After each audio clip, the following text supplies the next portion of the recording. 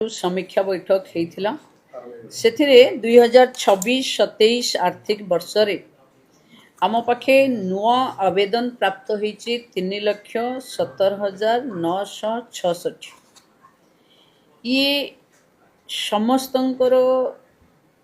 DBT सक्रियकरण EKYC field inquiry NPCI mapping payment row file प्रस्तुति एवं बैंक समन्वय आदि कार्य अग्रगतिर आज पूरा समीक्षा होता। एथिरे 82,036 डीबीटी सक्रियकरण कहई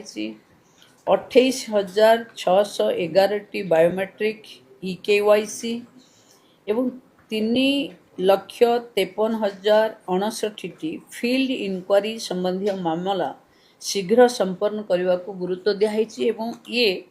जो किस्ती मिलिबो हमर रक्षाबंधन रे अगस्ट मास रे जो किस्ती मिलिबो ता पूर्वरु आकु सारिबा पई समस्त को कहा जाइछि।